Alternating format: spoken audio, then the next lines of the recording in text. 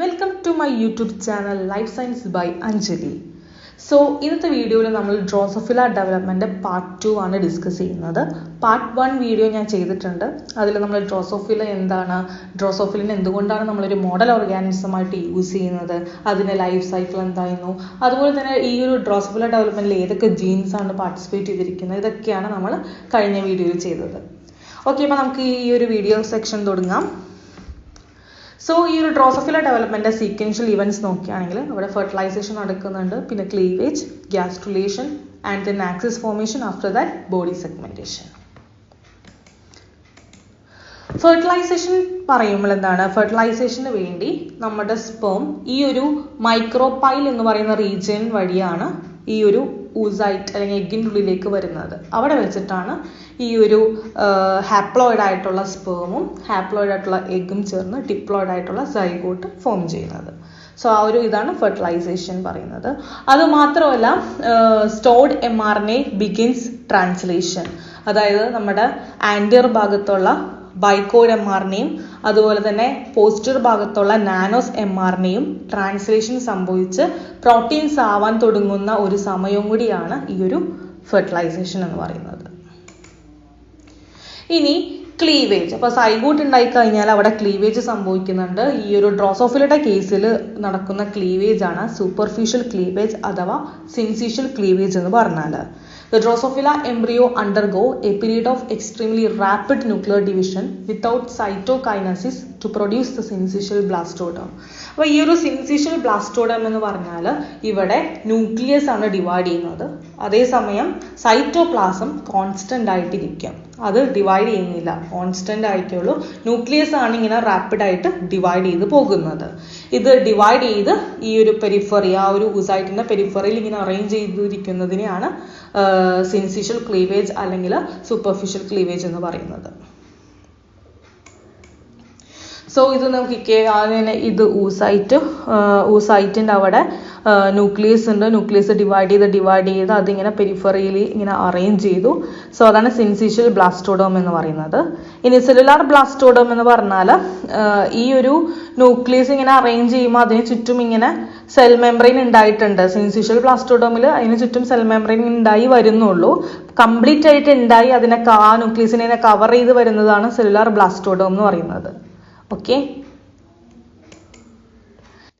ഇനി അടുത്തത് anterior and poster axis എങ്ങനെയാണ് നമുക്ക് ഉണ്ടാവുന്നത്.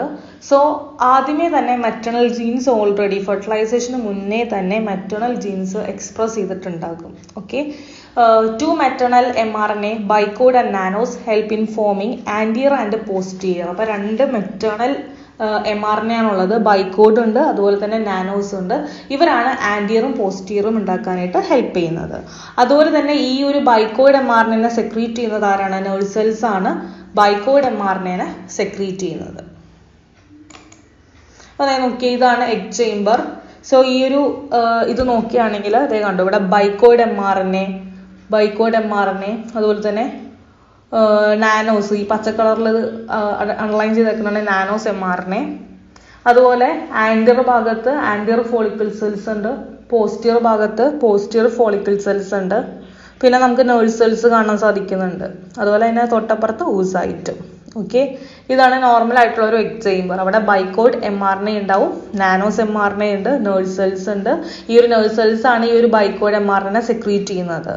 ഇനി കുറച്ച് കഴിഞ്ഞ്, അതായത് ഈ ബൈക്കോഡ് mRNAയും നാനോസ് mRNA സിന്തസിസ് നടക്കുന്ന ഭാഗമാണ് ഇത്. അതായത് ബൈക്കോഡ് mRNA ഈ ഒരു ഭാഗത്താണ് സിന്തസിസ് ചെയ്തേക്കുന്നത്, നാനോസ് mRNA ഈ ഒരു ഭാഗത്താണ് സിന്തസിസ് ചെയ്തത്. അത് കഴിഞ്ഞിട്ട് ഇവര് ബൈക്കോഡ് mRNA ആൻറ്റിയർ ഭാഗത്തേക്ക് മൈഗ്രേറ്റ് ചെയ്യും, നമ്മളുടെ നാനോസ് mRNA പോസ്റ്റർ ഭാഗത്ത് മൈഗ്രേറ്റ് ചെയ്യും. പിന്നീട് ഉള്ള ഡെവലപ്മെന്റിൽ ഫുള്ളും ഇവർ അവിടെ തന്നെ ആയിരിക്കും. അതായത് ബൈക്കോഡ് mRNA ട്രാൻസ്ലേറ്റ് ചെയ്ത് ബൈക്കോഡ് പ്രോട്ടീൻ ആയിട്ട് ആൻറ്റിയർ ഭാഗത്ത് തന്നെ കാണും.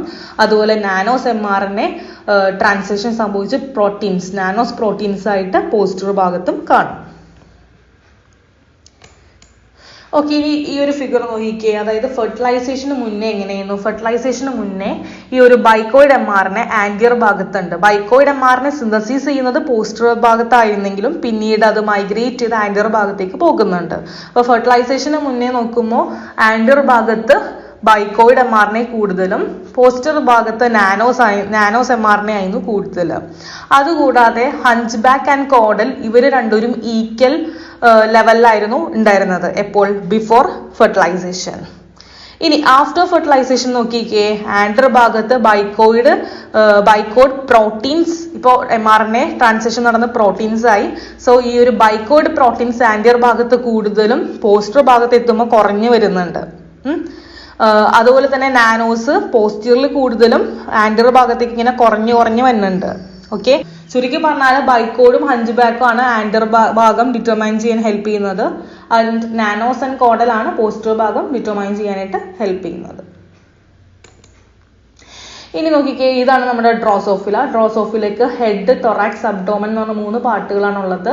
അതിൽ ഹെഡും തൊറാക്സ് എന്ന് പറയുന്നത് ഉണ്ടാവാൻ ഹെൽപ്പ് ചെയ്യുന്നത് ബൈക്കോഡും ഹഞ്ച് ബാക്കും ആണ്. പിന്നെ അബ്ഡോമൻ ഉണ്ടാവാൻ ഹെൽപ്പ് ചെയ്യുന്നത് നാനോസും കോഡലുമാണ്.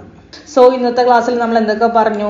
നമ്മൾ പറഞ്ഞു ഫെർട്ടിലൈസേഷൻ, ഫസ്റ്റ് ഡ്രോസോഫില ഡെവലപ്മെന്റിൽ ഫസ്റ്റ് ഫെർട്ടിലൈസേഷൻ നടക്കുന്നുണ്ട്. ഫെർട്ടിലൈസേഷൻ നടക്കുമ്പോൾ എങ്ങനെയാണ്? മൈക്രോപൈൽ വഴി നമ്മളുടെ ഹാപ്ലോയിഡ് ആയിട്ടുള്ള സ്പേം വന്ന് എഗ്ഗുമായിട്ട് ഫ്യൂസ് ചെയ്ത് ഡിപ്ലോയിഡ് സൈഗോട്ട് ഫോം ചെയ്യുന്നുണ്ട്. പിന്നെ ഈ ഒരു സൈഗോട്ട് ഉണ്ടായി കഴിഞ്ഞാൽ അവിടെ ക്ലീവേജ് സംഭവിക്കും. ഡ്രോസോഫിലുള്ള ക്ലീവേജ് ആണ് എന്ത്? സിൻസിഷ്യൽ ക്ലീവേജ് എന്ന് പറയും. അതായത് സൈറ്റോപ്ലാസം അവിടെ കോൺസ്റ്റന്റ് ഇരിക്കുകയും ന്യൂക്ലിയസ് ഡിവൈഡ് ചെയ്ത് എന്ത് ചെയ്ത് പെരിഫറിയിലേക്ക് മൂവ് ചെയ്യും. അതിനോടൊപ്പം തന്നെ അവിടെ പോൾസെൽ ഉണ്ടാവുന്നുണ്ട്. പിന്നെ സിൻസിഷ്യൽ ബ്ലാസ്റ്റോഡോം എന്ന് പറയുമ്പോൾ സിൻസിഷ്യൽ ബ്ലാസ്റ്റോഡോം എന്ന് പറഞ്ഞാൽ നമ്മളുടെ ന്യൂക്ലിയസ് ഇങ്ങനെ പെരിഫറിയിൽ നിന്ന് അറേഞ്ച് ചെയ്ത് സെൽ മെംബ്രെയിൻ അതിനെ കവർ ചെയ്യുന്നുണ്ട്. പക്ഷെ പൂർണ്ണമായിട്ട് കവർ ചെയ്യുന്നില്ല. ഫുള്ളായിട്ട് കവർ ചെയ്ത് വരുമ്പോഴാണ് അതിനെ സെല്ലുലാർ ബ്ലാസ്റ്റോഡം എന്ന് പറയുന്നത്.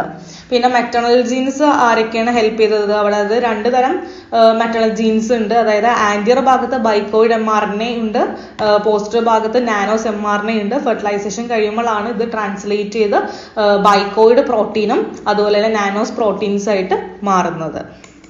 അപ്പൊ ഈ ഒരു ഫിഗറിൽ എന്താ പറഞ്ഞത്? ഈ ഒരു ഫിഗറിൽ ഫെർട്ടിലൈസേഷന് മുന്നേ ഉള്ള കാര്യമാണ്. അതായത് ആദ്യം തന്നെ ബൈക്കോയിഡ് mRNA സിന്തസൈസ് ചെയ്യുന്നത് ഈ ഒരു പോസ്റ്റർ ഭാഗത്തിന്റെ അടുത്തും നാനോസ് mRNA ആൻഡിയർ ഭാഗത്തിന്റെ അടുത്തായിട്ടാണ് ഇത് സിന്തസൈസ് ചെയ്യുന്നത്. പക്ഷെ അത് കഴിഞ്ഞ് ഉടനെ അവർ ഉണ്ടായി കഴിഞ്ഞാൽ ബൈക്കോയിഡ് mRNA ആയിക്കഴിഞ്ഞാൽ അവർ ആൻഡിയർ ഭാഗത്തേക്ക് മൈഗ്രേറ്റ് ചെയ്യുന്നുണ്ട്. നാനോസ് mRNA പോസ്റ്റർ ഭാഗത്തും മൈഗ്രേറ്റ് ചെയ്യുന്നുണ്ട്. ഓക്കെ, പിന്നത്തെ കേസിൽ നമ്മൾ ആ ഒരു ഡിഫറൻസ് ആണ്. അതായത് ഫെർട്ടിലൈസേഷന് മുന്നേ എന്താണ് ഉണ്ടായിരുന്നത്? ഫെർട്ടിലൈസേഷന് മുന്നേ ആൻഡിയർ ഭാഗത്ത് ബൈക്കോയിഡ് mRNA മാത്രമായിരുന്നു, പോസ്റ്റർ ഭാഗത്ത് നാനോസ് mRNA മാത്രമായിരുന്നു. ഹഞ്ച് ബാക്കും കോഡലും എന്താണ്? ഈക്വൽ പ്രപ്പോർഷനിലായിരുന്നു. ഫെർട്ടിലൈസേഷൻ കഴിഞ്ഞപ്പോൾ എന്ത് സംഭവിച്ചു? ഈ ഒരു mRNA പ്രോട്ടീൻ ആയിട്ട് ട്രാൻസിഷൻ സംഭവിച്ചിട്ടുണ്ട്. അന്നേരം ആൻഡിയർ ഭാഗത്ത് ബൈക്കോയിഡ് കൂടുതലും പോസ്റ്ററിൽ ബൈക്കോയിഡ് കുറവുമാണ്. നാനോസ് എന്താണ്? പോസ്റ്ററിൽ കൂടുതലും ആൻഡിയറിൽ കുറവുമാണ്. ഹഞ്ച് ബാക്ക് ആൻഡിയറിലും അതുപോലെ തന്നെ കോഡല് പോസ്റ്ററിലായിരുന്നു കൂടുതൽ. സോ ചുരുക്കി പറഞ്ഞാൽ എന്താണ്? ഈ ഒരു ആൻഡിയർ ഭാഗം ഡിറ്റർമൈൻ ചെയ്യാൻ ഹെൽപ്പ് ചെയ്യുന്നത് ബൈക്കോഡും ഹഞ്ച് ബാക്കാണ്. പോസ്റ്റർ ഭാഗം നാനോസും കോഡലുമാണ്. സോ ഇനി ഇതിന്റെ ബാക്കി കാര്യങ്ങൾ, അതായത് ആൻഡിയർ പോസ്റ്റർ ആക്സിസ് എങ്ങനെയാണ് ഫോം ചെയ്യുന്നുള്ള കാര്യങ്ങൾ കൂടുതലായിട്ട് അടുത്ത വീഡിയോയിൽ കാണാം. സോ ഈ ഒരു വീഡിയോ ഇഷ്ടമായെങ്കിൽ ലൈക്ക് ചെയ്യുക, സബ്സ്ക്രൈബ് ചെയ്യുക. And thank you.